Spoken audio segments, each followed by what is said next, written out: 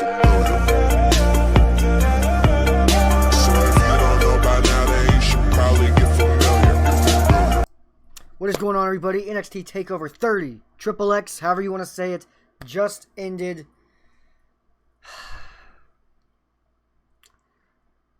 Well, first, takeovers are always great. They are. They always are. They're fun every single time. This was also fun, but this might have been the worst takeover I've ever seen.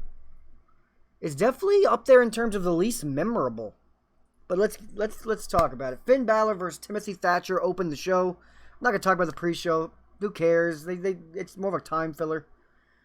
And good match, but this is one of the rare cases where they kind of went too long. It would have been nice if it was like 2 minutes shorter, because there's some segments late in the match in the third act that kind of started to feel repetitive. But overall, it was a good match. A little shorter would have condensed the action a bit. Finn Balor wins. Thank fucking God. I was scared that he was going to lose. And I get it. Putting people over is good. That's important. But Finn Balor is not a developmental talent.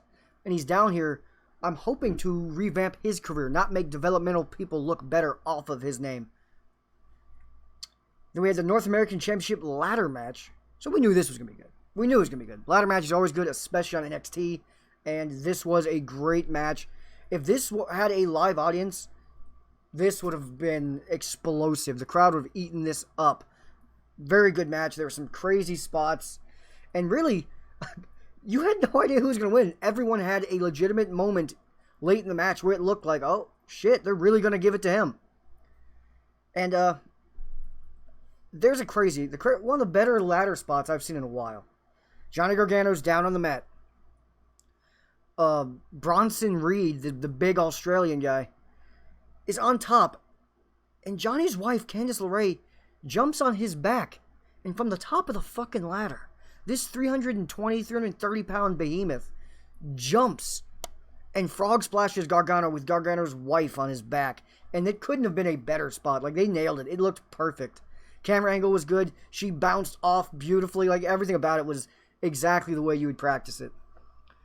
Then Johnny Gargano did a sunset flip powerbomb off the ladder to, what's his name? Cameron Grimes. And Grimes ate it hard. There was a ladder set up horizontally over the rope and another ladder. And he glanced it, which hurts way, way more. Because it was not a flush back on ladder. It was back scraping corner of ladder, rolling into the mat. It was brutal. And I loved every second of it. The match was quite good. And surprisingly, Punishment Martinez, a.k.a. what's his name? Damian Priest. I prefer Punishment Martinez, but whatever. Damian Priest wins. I was surprised. I thought they were going to go with Gargano. Gargano kind of has a little more momentum, but I'm okay with it. Priest has been around long enough. He kind of does need something. And then we had Adam Cole versus Pat McAfee. And I've been praising this feud the entire time because I like Pat McAfee. Always have. His sports talk show is fantastic. The man can really speak. I don't know why he's not working for WWE anymore as a commentator. He should just be sitting there in the booth as a commentator full time. He really should. He should be a color commentator, period, point blank. He's fantastic. Corey Graves should be on one show. Pat McAfee should be on the other. Call it a day. And this match, though, was way better than I expected. Again, I know Pat McAfee can speak. He's an amazing talker. But, good Lord, I didn't know he was that type of athlete. I know punters are athletes too, but good Lord, the man did a beautiful, perfect backflip. And a lot of times they attempt this. Charlotte does it a lot. And there's like a stumble, and it's kind of like sometimes they fall to a knee. Finn Balor does it a lot. He did it beautifully. He landed. That would have gotten a 9.5 from the Australian judges. It was beautiful. Beautiful. And right after landing that, he lunges off of the mat. 2 feet. Perfectly. 2 feet on the top rope. Not the middle rope, the top rope. And does a beautiful suplex to Adam Cole. Good Lord. Pat McAfee. Why don't you work for this company in some facet? The guy's good at everything, it appears, when it comes to wrestling. Good Lord. Of course, we are grading on a slight curve because he's a celebrity appearance. So, he is getting a higher grade than he probably should for it. But the man was good. Like, there's no lying. This was extremely impressive. This was the best celebrity match I think I've seen. Like, maybe Big Show and Mayweather. That was a great match at Mania, but Mayweather didn't do any moves. He was just punching. Big Show carried the actual moves. This was kind of even. It was really good. And the right person won. Adam Cole won, but Pat McAfee did not look bad in the slightest. Great match. Great match. To me, the match tonight. I mean, the latter match, of course, more exciting. Spot fest, but this was, to me, the best match of the night. I was interested and entertained from beginning to end. And, like, low-key, extremely surprised. Then we had Io Shirai versus Dakota Kai for the NXT Women's title. Match was good. It just felt like a standard NXT Women's title match, though. Like, nothing special happened. There's nothing memorable here. Gonzalez, Dakota Kai's manager, bodyguard, whatever, she interfered late. It didn't matter. Dakota Kai lost. Io Shirai wins. So now you kind of wonder, what do you do with Dakota Kai now? You just rematch it? You could, but I'm not interested anymore. That's what I was worried about with this match was Io Shirai hasn't done much with the title, but Dakota Kai just got a manager. Her losing the title match, it's like she's only going to go down now. She's only going to lose momentum now. So I don't know what to do with Dakota Kai. But after the match, Rhea Ripley and Gonzalez had a nice little stare down. So I guess we're doing that, which again, good for Ripley, good for Gonzalez. Not good for Dakota Kai, because where do you fit in? Now your manager's getting better looks than you are. Not good for her. Then the main event, man. Keith Lee versus Karrion Kross. I was looking forward to this. Because it felt like the meeting of two guys that you can't imagine losing right now. Keith Lee just got the title. And Karrion Kross is being treated extremely special, like a monster. He's destroying everybody, and it's not close. And his entrances are crazy. Like, there's no way. I knew he was going to win this match. I was pretty goddamn sure. He couldn't lose. You can't do that entrance and then lose your first title fight. You look ridiculous. Like, how do you go back? You can't. And, Karrion Kross won in what is, in my opinion, the worst takeover main event they've ever had.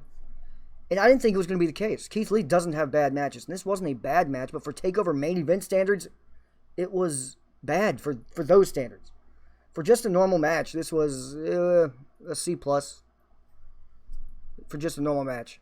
But for a takeover main event title match, it is like a D-. It was slow. It was plotting. Karrion Kross did not impress me at all. Keith Lee looked uninterested for some reason. The second act of the match was just a whole lot of rest holds from Karrion Kross on Keith Lee, keeping him down with an arm lock here, a neck lock there. No. And Karrion Kross's finishers suck. It's like they call it, I can't remember what they call it, but his little, it's a sleeper hold. They call it like the cross choke or some shit. It's just a sleeper hold. And we already got Shayna Baszler does a beautiful one. Samoa Joe does a great one. Do we need a third person doing a fucking sleeper hold? What? Like, apparently his other finisher is a doomsday back suplex, so it's just a back suplex. What? You put this much effort into his music, his gimmick, his entrance. You put pyro and flames everywhere. He's got his wife as his manager, looking perfect with him. And you just completely take a shit on his two finishers. Are both boring and bad. Ugh. And the finish was terrible. The finish was trash. I don't know if Keith Lee was injured or what, but he goes up top or standing on the second rope, sitting on the top rope. Karrion Kross meets him at the top there. And you can see Keith whispering something to him. So he's talking to him and something. So I'm not sure if he changed the finish there because maybe he's injured or something. I don't know, but it was just a back body drop. I guess they say it was his finisher, the Doomsday Plex, but no, it looked like shit. The commentators looked like, oh, well, okay, And even the fake NXT developmental crowd were just like, oh, I guess that's it. When his hand hit 3, I was like, what the fuck? And it was only like 9:15. Like, yeah, this wasn't it. This wasn't it. They had no chemistry together.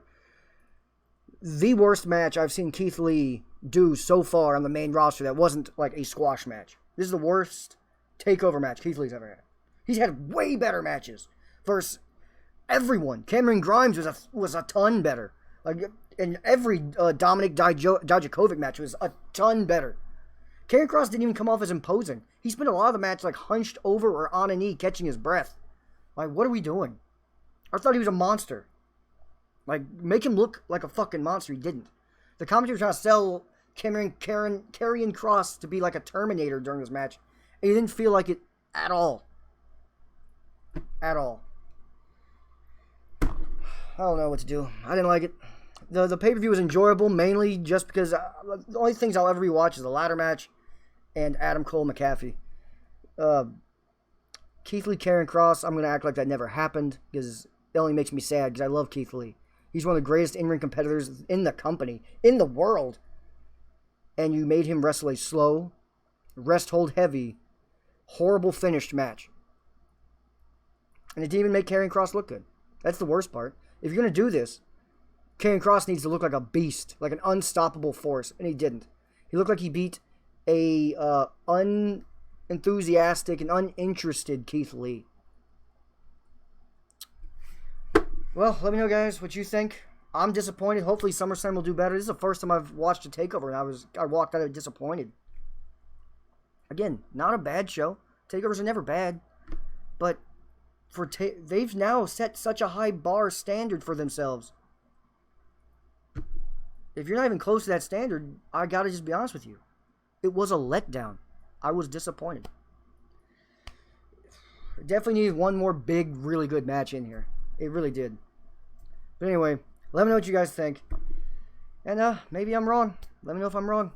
Hopefully SummerSlam's better. If you are still here, you are a real one.